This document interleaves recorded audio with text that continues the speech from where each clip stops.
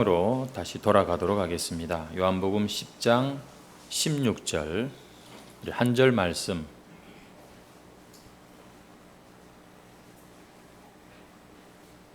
요한복음 10장 16절 한 절 말씀입니다.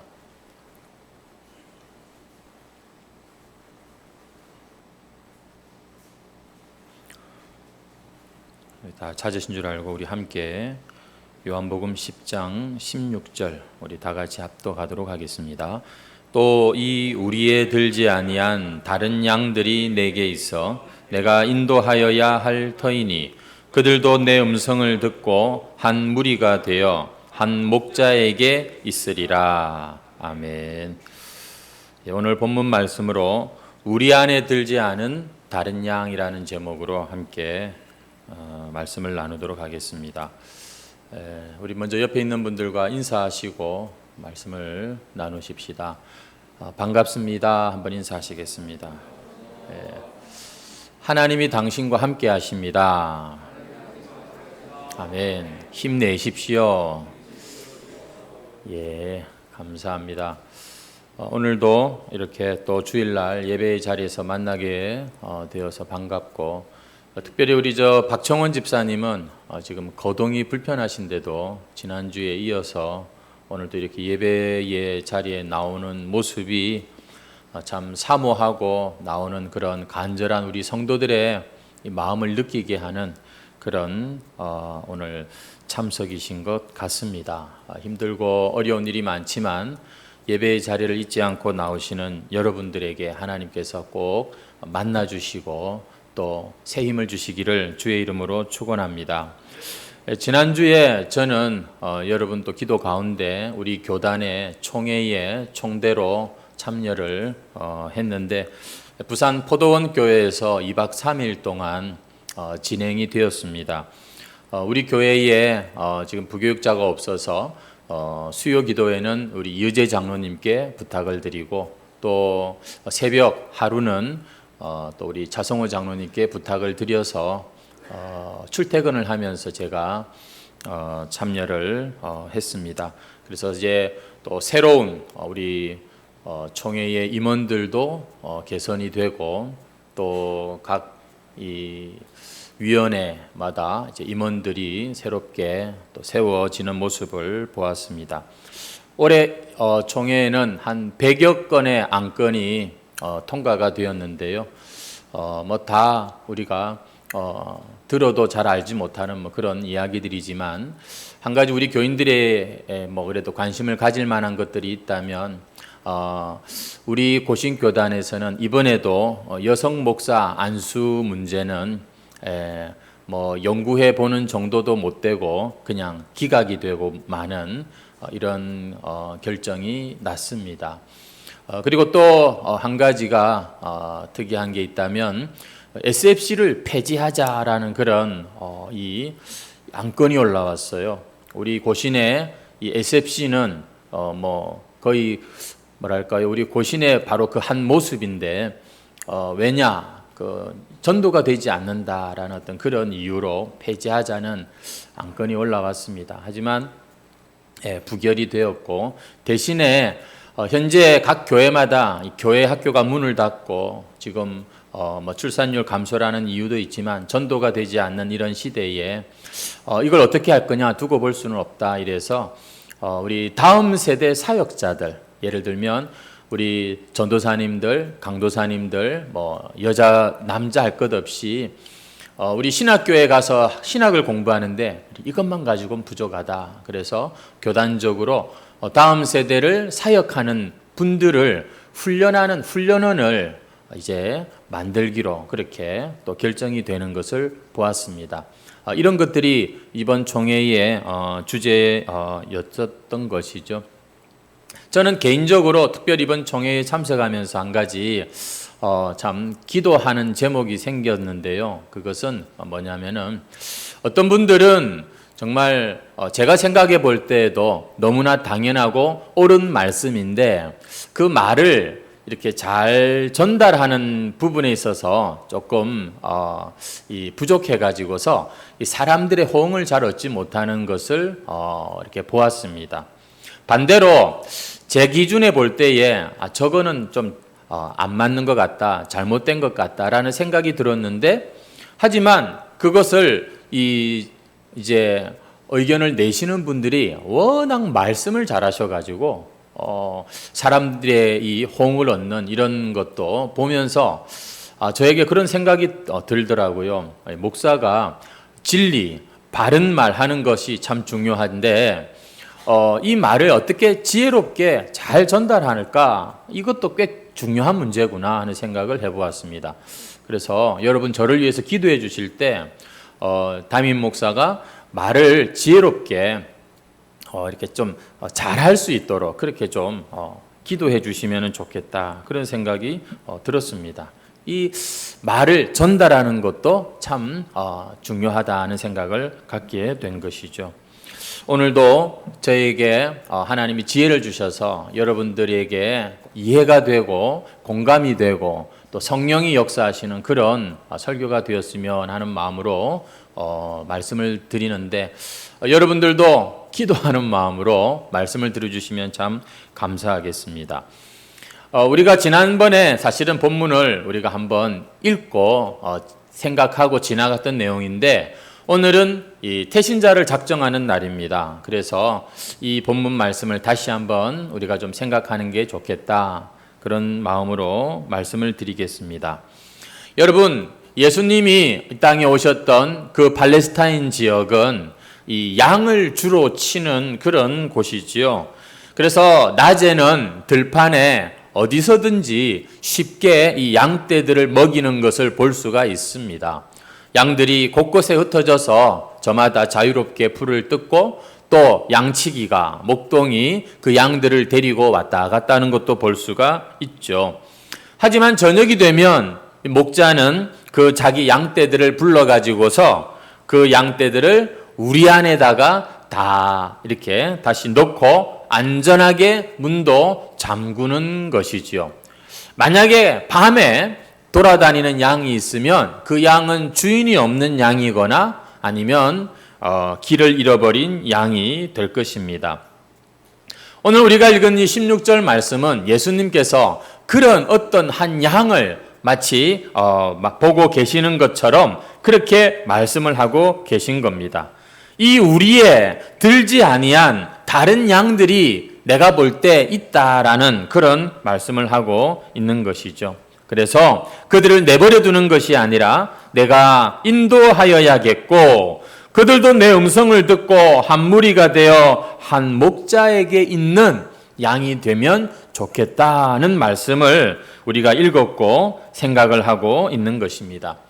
예수님이 생각하시는 이 우리 안에 들지 않은 양, 아마 그 당시에 이방인들을 말씀하시는 거겠지요. 우리는 요한복음에서 예수님께서 이 이방인들에게도 전도하시는 모습을 살펴보았습니다. 사마리아 여인과 그 동네 사람들은 그 당시에 이방인으로 취급되던 그런 사람들이었는데, 하지만 예수님의 참 그 말씀을 듣고 그리고 예수님께로 이렇게 나와서 예수님을 영접하는 모습을 우리가 보았습니다. 하지만 너무도 많은 다른 이방 양들이 아직도 많이 있고, 예수님께서는 그들도 내가 인도하여야 할 터이니, 여기에 보면 헬라어 단어가 하나 있는데 데이라고 하는 단어가 있습니다. 반드시 내가 인도하겠다라는 그런 표현이 이 지금 오늘 본문 말씀에 있는 것이죠. 여러분, 사실 이 신약 성경이 분명히 말씀하는 것이 무엇이냐면, 예수님은 혈통적 유대인들의 이스라엘 백성들만의 그런 목자가 아니라는 것입니다. 예수님은 당시에 유대교 안에서 전도를 하신 것이 아닙니다. 그래서 이 유대교 바리새인들이나 그 종교 지도자들과 그렇게 부딪히게 되지 않습니까? 결코 예수님은 유대인이라고 하는 우리에 갇혀 계시는 분이 아니었습니다. 아직도 이 우리 안에 들지 않은 양들이 있다라고 하실 때, 그것은 유대인 그 야훼 신앙, 이 유대교에 들어오지 않은 사람들을 염두에 두고 계시는 것은 아니었던 것이죠. 오늘날 저와 여러분도 이 당시로 볼 때에는 이방인 아니겠습니까? 지금도 유대인들은 우리를 이방인으로 생각을 할 것입니다. 그런데 이렇게 이방인을 한 무리에 포함시키겠다는 예수님의 이 말씀은 이 이방인들의 압제에 1000년 동안 그렇게 시달려온 유대인들 입장에서는 결코 환영할 만한 그런 말씀이 아닌 것이었습니다. 오히려 분노를 살 만한 그런 충격적인 발언이 되는 것입니다. 지금까지 유대인들이 어떤 힘으로 버텨왔는데 우리가 비록 고난을 당하고 세상 사람들에게 무시를 당하지만 우리가 하나님의 백성이다 라고 하는 그 선민의식 때문에 여기까지 우리가 이렇게 참고 버티고 왔는데 예수님께서는 그런 구별이 없다. 이방인들도 우리 안에 들어와야 된다. 누구나 우리 안에 들어올 수 있다. 이렇게 말씀을 하시는 것이 유대 사회로부터 예수님이 배척을 당하시는 아주 중요한 이유가 되었던 것입니다. 사실 하나님께서는 이 유대인들, 이스라엘 백성들의 조상인 아브라함을 부르실 때부터 그들만의 하나님이라고 말씀하신 적은 없었습니다. 오히려 너를 아브라함을 불러서 내가 열방의 모든 민족의 복이 되게 하겠다. 너 때문에 모든 세상 사람들이 하나님을 알게 되는 하나님의 복을 받는 그러한 자로 불러주신 것 아닙니까? 하나님은 이스라엘을 통해서 온 세상을 구원하시려는 그런 목적과 계획을 가지고 계신 것이죠. 여러분, 그런 차원에서 예수님께서 이 우리 안에 들지 않은 양을 얘기할 때 이 우리는 절대 유대교가 아닌 것입니다. 그럼 뭐냐? 오늘날로 치면 교회 안에 들어온 사람, 교회 안에 들어온 것을 의미하는 걸까요? 그것도 맞는 말입니다만 정확하게 말씀드리면 그것은 예수 그리스도, 우리 주님으로 인하여서 하나님과 새로운 언약 관계를 맺는 것을 의미합니다.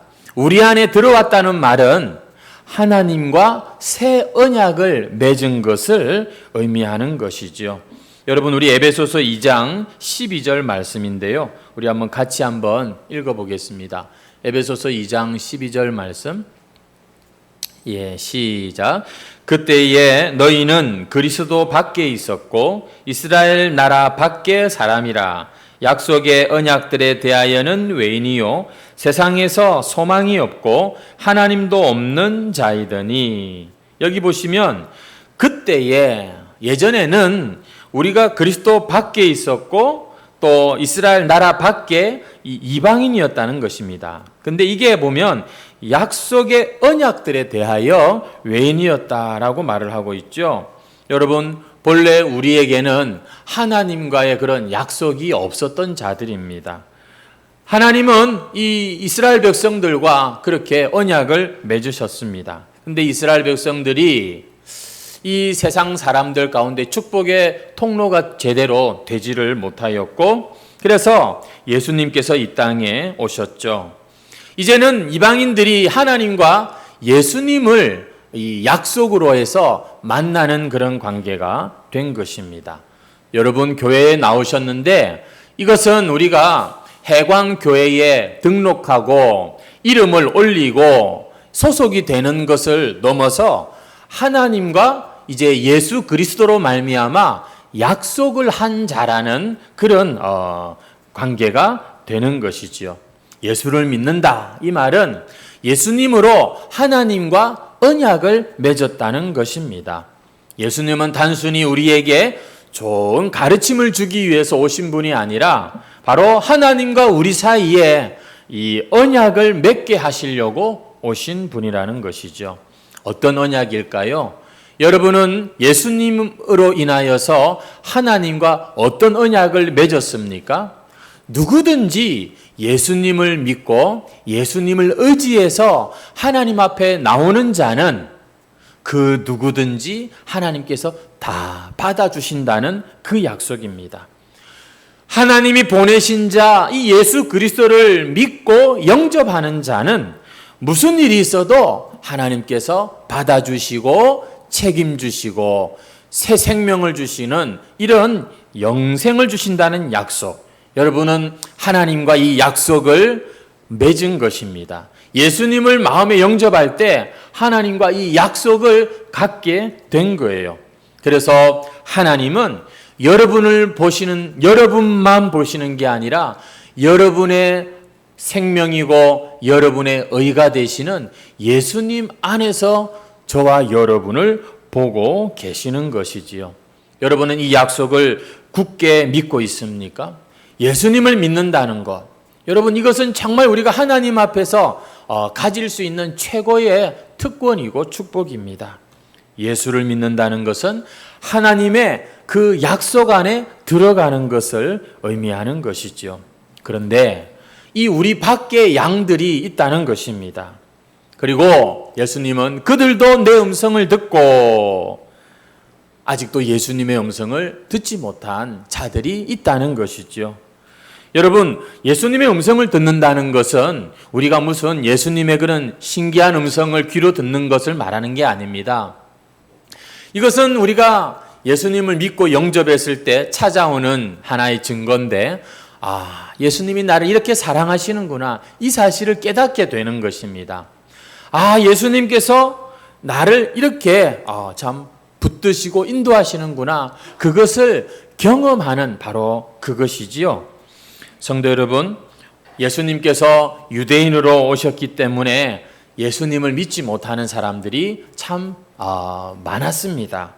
우리 인류 역사를 볼 때에 이 유대인들은 좀 독특한 민족이었어요. 이 유대인들을 미워하는 그런 사람들이 참 많았죠. 독선적이고 아주 잘난 이런 사람들.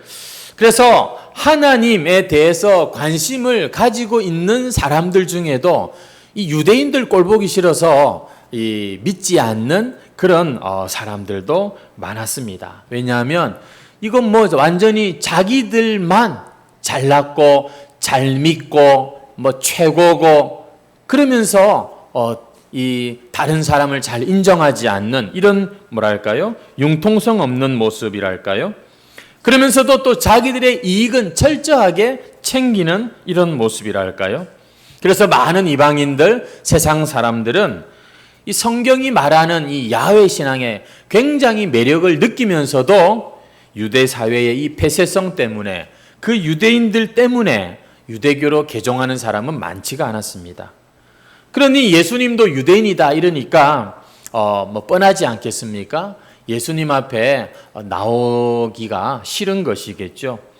오늘날도 기독교를 보면 마치 유대교 같은 이미지가 좀 있는 것 같습니다.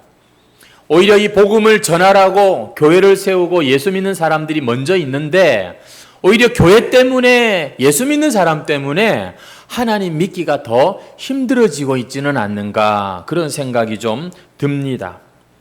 마치 참 기독교인이 된다는 것은 입으로는 주여 주여 하면서 그러나 자기의 이익을 챙기는 일에는 절대 양보하지 않고 절대 손해볼 일 하지 않는 참 찔러도 피 한 방울 나올 것 같지 않은 그런 깍쟁이들이 요즘 예수 믿는 사람들의 그런 이미지로 비춰지고 있다는 건 참 걱정이 되는 부분이 아닐 수 없습니다.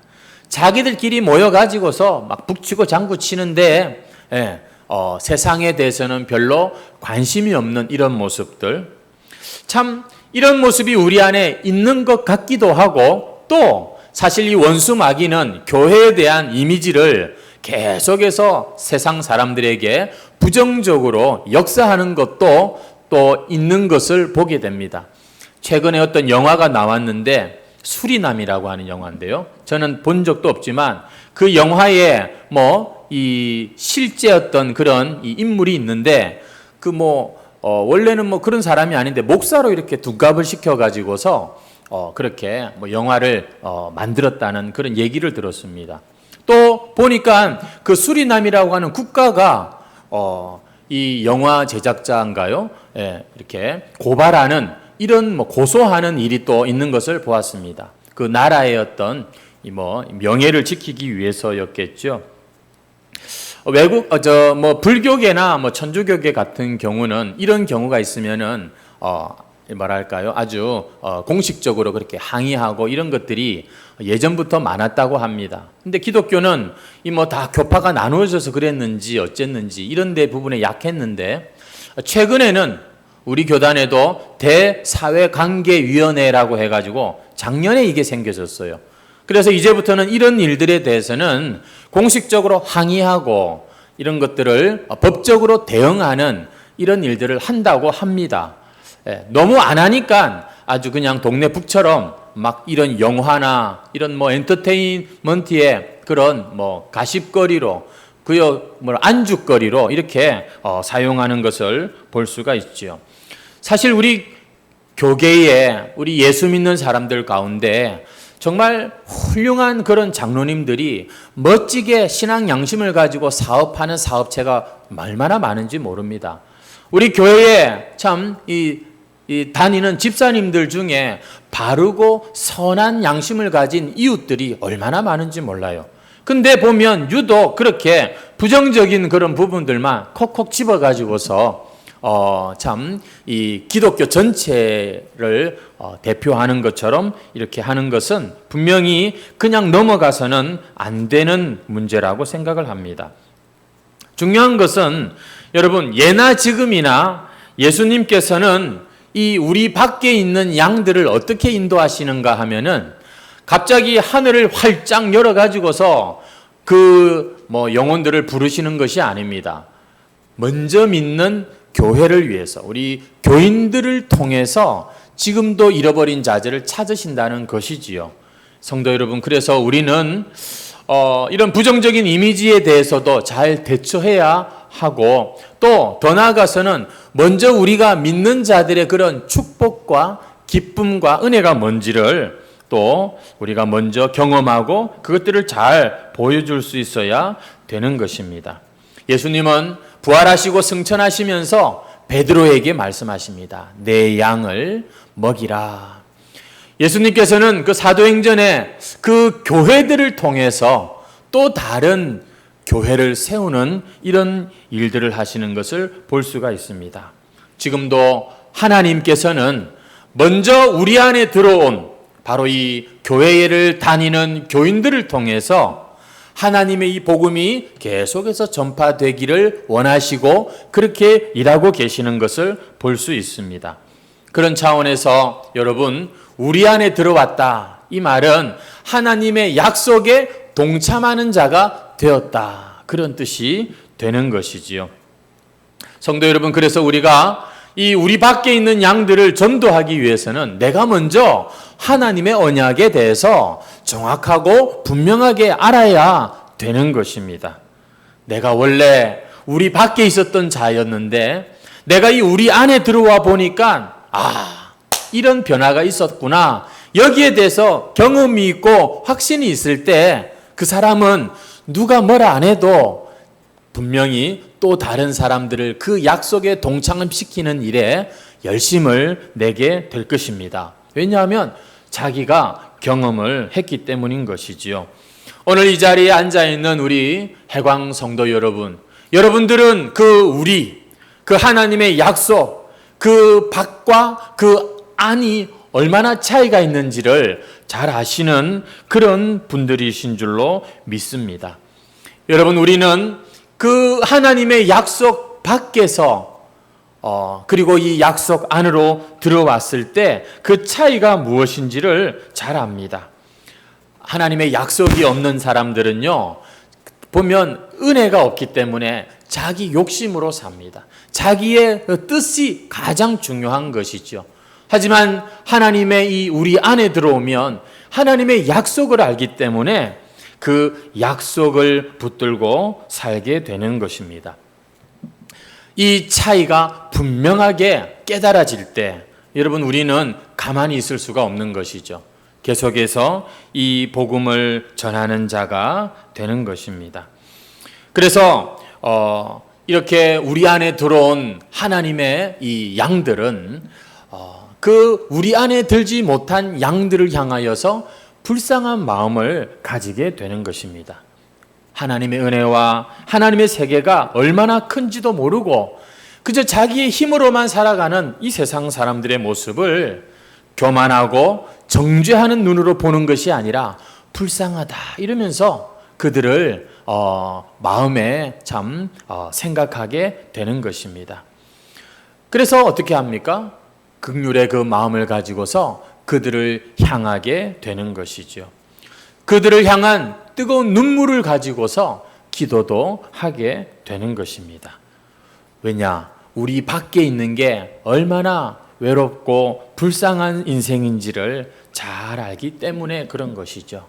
나도 예전에는 그랬지. 그러면서 아직도 이 은혜를 모르는 저 사람들을 하면서 그들을 향하여 다가가게 되고 그리고 기도하게 된다는 것입니다.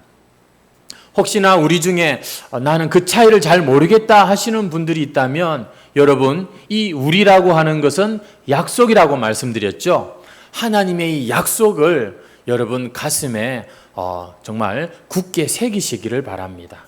이게 분명해야 교회 생활도 더 제대로 할 수가 있게 되는 겁니다. 이 약속이 분명하지 않으면 열심히 교회를 다녀도 언젠간 교회를 떠날 수밖에 없어요. 그럴 수밖에 없습니다. 왜냐하면 교회 붙잡아 두는 것이 전부는 아니기 때문입니다. 교회 와야 이 약속에 대해서 듣고 교회 와야 이 약속을 더 붙들 수 있기 때문에 교회가 중요한 것이지. 사랑하는 우리 해광성도 여러분, 오늘 우리는 우리 안에 있는 자입니까?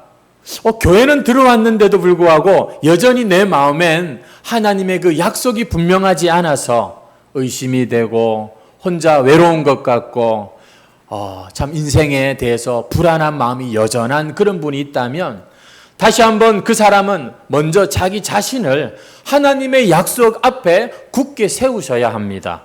어떤 약속이라고요? 누구든지 예수 믿고 그 예수님을 의지하면 하나님 앞에 받아들여진다는 겁니다.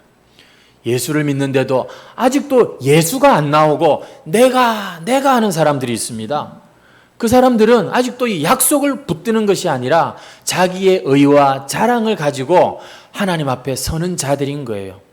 진짜 이 약속을 알게 되면 딴 거는 말할 필요가 없습니다. 오직 예수가 되는 겁니다. 오직 예수님 밖에는 다른 건 필요가 없게 되는 것이 이 약속 안에 우리 안에 들어온 양들에게서 나타나는 그런 증거가 되는 것이죠.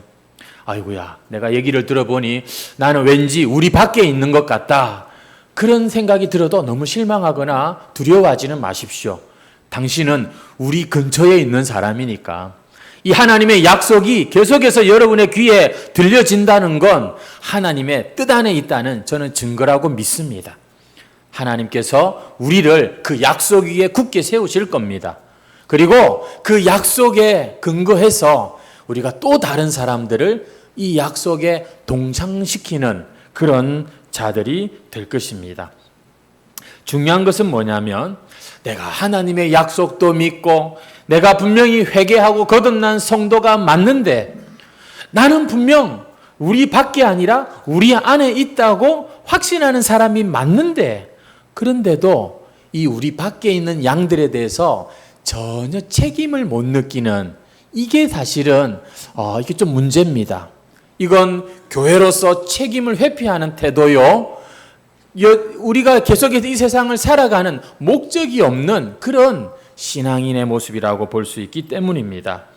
여러분, 예수님과 제자들이 한 번은 산에 올라갔을 때 놀라운 하나님의 역사를 제자들이 체험하죠. 변화산 사건 이야기인데요. 거기서 베드로가 예수님께 뭐라고 말하냐면은 주여, 우리가 여기 있는 것이 좋사오니 초막셋을 지어서 하나는 모세를 위하여 하나는 엘리야를 위하여 하나는 주를 위하여 여기 그냥 계속 있고 싶습니다. 이런 말을 베드로가 했습니다. 무슨 말이냐면 그냥 여기서 우리끼리 그냥 여기서 이 좋은 거 우리끼리 그냥 잘 먹고 잘 살고 행복하고 좋았으면 좋겠다. 이런 그런 말인 것이죠. 여러분, 이것만큼 교회가 교회로서 부끄러운 말이 없는 것입니다.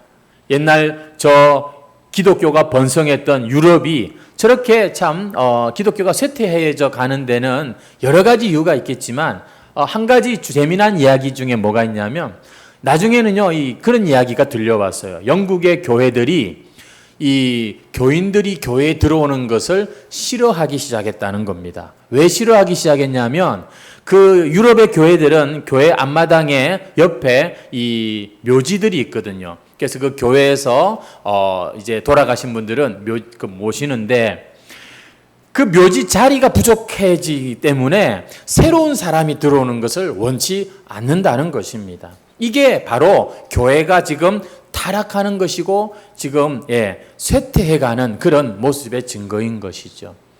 성도 여러분, 교회는 새로운 사람이 들어와서 그 사람이 참 빛나고 그 사람이 참 행복해지는 것을 참 아주 참 행복한 모습으로 바라보는 먼저 믿는 사람들이 있는 것, 이게 교회의 정상적인 모습이 되는 겁니다. 그래서 저는 그렇게 우리 해광교회가 성장해 갔으면 좋겠어요. 목사는 장로님들을 어떻게 해서든지 세워드리고 권사님들 세워드리고 우리 성도님들은 어떻게든지 새로운 사람들 세워드리고 이런 것이 계속해서 반복될 때 여러분 교회가 하나님의 그 선한 역사에 더 귀하게 쓰임을 받게 되기 때문이죠.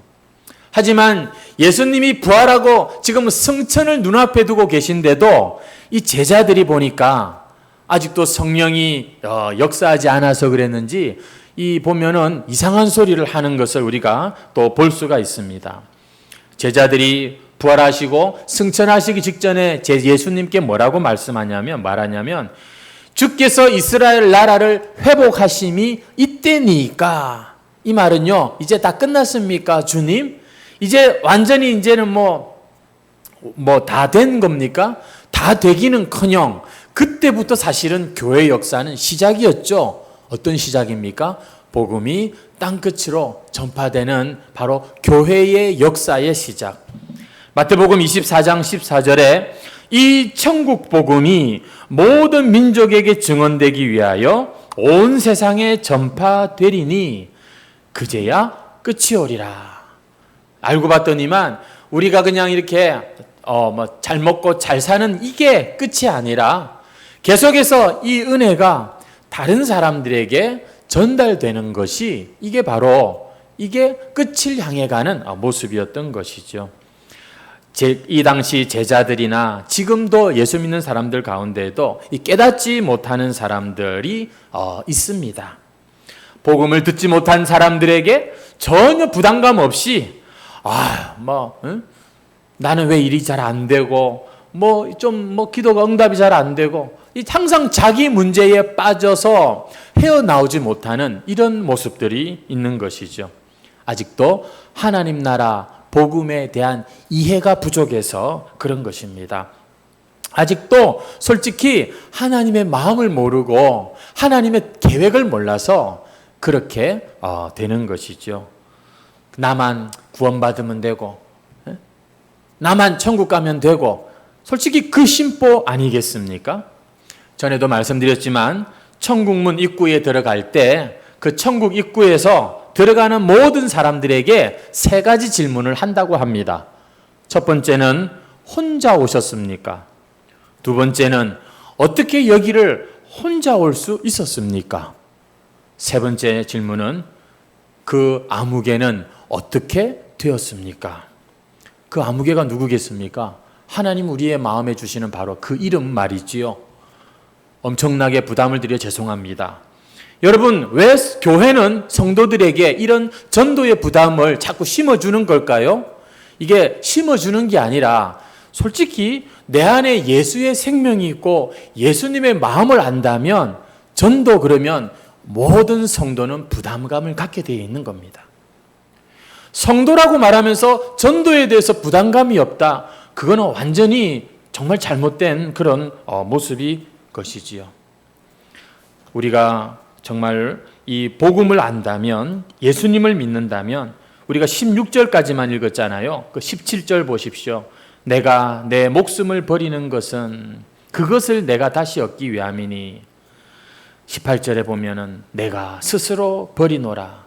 그것을 다시 얻는다는 게 뭐라고요? 16절에 앞에 나와 있지 않습니까? 우리에 들지 않은 그 양들을 위해서도 나는 목숨을 버리노라. 예수님께서 그렇게 말씀하시는데 그 예수님의 심정을 안다면 나는 전도에 은사가 없습니다. 이러고 그냥 가만히 있을 수가 없는 것이죠. 오늘 예수님을 안 믿는 자들에 대해서 그 태신자에 대한 부담감, 그것은 오늘 주님이 내 안에 살아계신 증거인 것입니다. 여러분, 이 전도를 우리가 다시 한번 내 힘으로는 할 수 없지만 성령으로 충만하고 기도하고 하나님의 도우심을 구하면서 이 사명을 이루어내는 방향으로 가야지 계속해서 못한다, 할 수 없다, 자신 없다 이러고 있으면은 여러분 더 이상 교회 간판을 붙이고 있을 이유도 사실은 없는 게 되는 것입니다. 오늘 내 마음에 품게 하신 그 영혼, 오늘 내 마음에 새겨놓은 그 이름, 여러분 그 사람들이요 다 하나님의 계획 안에 있는 자들입니다. 그 사람들이 우리를 통하여서 이 약속 안에 지금 들어오기를 기다리고 있는 자들이라는 것이죠. 잘났거나 못났거나 여러분 하나님은 어떤 자를 쓰시는가? 바로 이 전도의 부담을 가지고 이 전도에 순종하는 그러한 교회를 하나님은 기뻐하시고 끝까지 사용하시는 줄 믿습니다. 이스라엘이 이 사명을 버렸을 때 그들은 더 이상 하나님과 함께 일할 명분이 없어져 버리는 것이죠. 우리 해광교회도 이것도 중요하고 저것도 중요합니다만 전도하는 이 일에 우리는 다시 한번 하나님의 그 확실한 부르심을 깨닫고 우리 모두 이 말씀 앞에, 이 부르심 앞에 동참하는, 응답하는 저와 여러분 되시기를 주의 이름으로 축원합니다. 바로 그 사람을 그래서 우리가 오늘도 이제 태신자 작정을 할 것입니다. 그들을 위해서 기도하면서 하나님께로 그들을 인도하는 그런 저와 여러분, 그런 우리 해광교회가 되시기를 주의 이름으로 축원합니다. 찬송 드리겠습니다. 515